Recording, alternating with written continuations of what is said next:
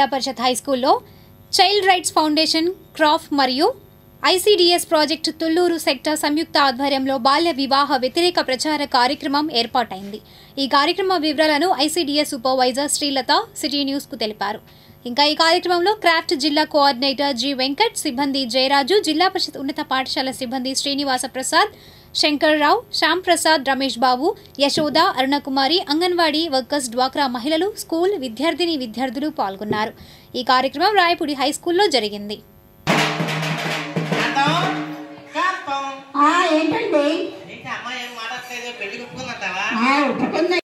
చేయటం ద్వారా నష్టాలు గురించి కూడా వీళ్ళు కళాజాతర ద్వారా వివరించడం జరుగుతుందండి.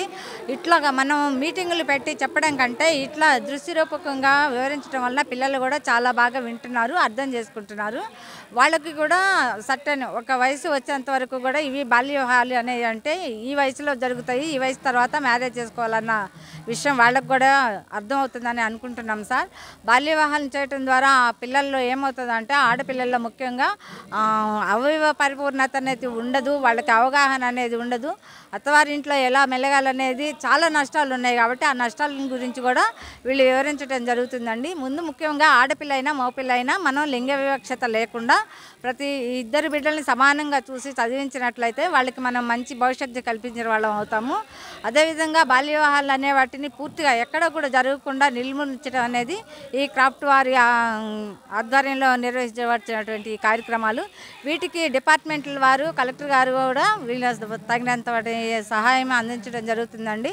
ఈ కళాజాతర ద్వారా మనకి ఏరియాలో స్ప్రెడ్ చేసినట్టు అంటే ఈ ప్రోగ్రాంలు నిర్వహించి వీళ్ళు మంచిగా మాకు సహాయం చేస్తున్నారని మేము అనుకుంటున్నామండి.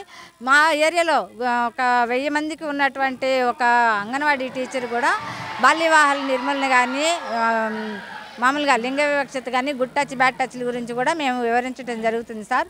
రేపటి నుంచి కూడా మాకు వీటి మీద కూడా ట్రైనింగ్ అనేది జరుగుతుందండి. చాలా దిగాలుగా నీరసంగా కనపడుతున్నాడు. ఏమైందమ్మా? టీచర్ 2 రోజుల నుంచి అంత బాగాలేదు, నీరసంగా ఉంది, అందుకే అలా ఉన్నాను. చూడన్నా తోటి, నేను నిన్న చిన్నప్పటి నుంచి చూస్తున్నాను. నువ్వు అందరితో ఎలా మాట్లాడతావో, ఎలా ఆడుకుంటావో, ఎలా చదువుకుంటావో నాకు తెలియదా?